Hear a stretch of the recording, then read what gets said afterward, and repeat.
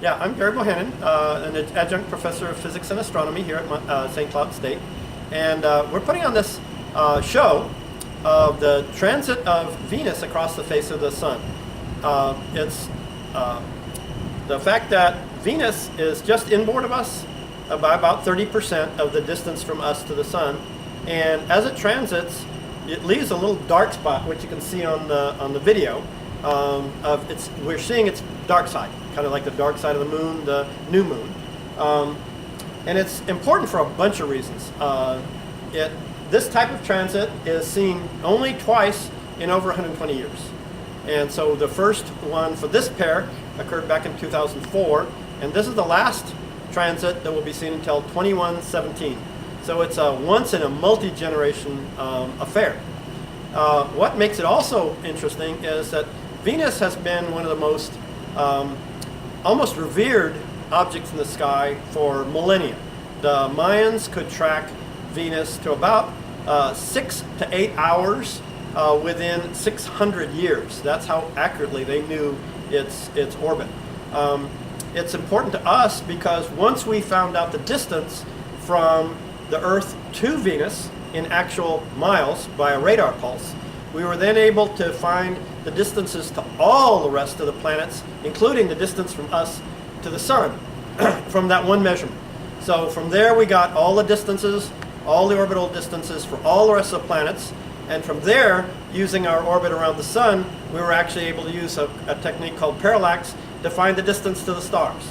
So from an astronomical point of view, this really is kind of a legacy event. It's been meaningful to all of astronomy for quite a long time. My name is Dave Williams.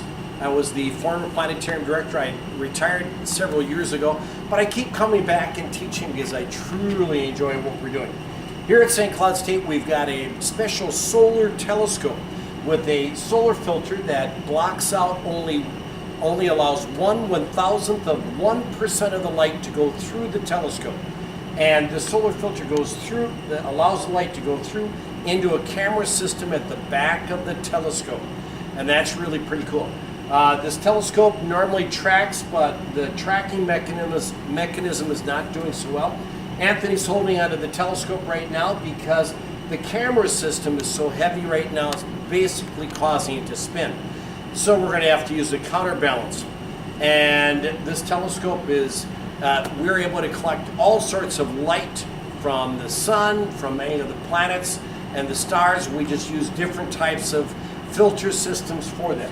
Now to block off even the light even more, we mask the light going into the filter to reduce the amount of light that goes from there, and that allows us to prevent our camera from overheating as much. But even so, the sunlight is so strong, it causes it to overheat. So consequently, we have to shut our camera down, we'll let it cool off, and then reboot the camera and we can get it started again. What we're doing is putting together a collaboration of a camera from biology, computers from the College of Science and Engineering, a streaming video box from the Miller Library, efforts from all over campus to show what we could do and to make it a community event. And so by doing this, we're showing that we can take what we have, maybe upgrade it a little bit, and then extend it. What if we had students from high schools able to call us up and we would give them an image of the sunspots, and then they could then look out a couple days later and see, do they see an aurora? After all, this is a solar maximum year. We expect lots of sunspots that they could count as part of their own astronomy classes, and from there get them to connect. The activity of the sun does affect the way we see auroras and when they happen and where they happen. So on so many scales of teaching us about perspective, teaching us how to connect to community, how people can connect back to nature.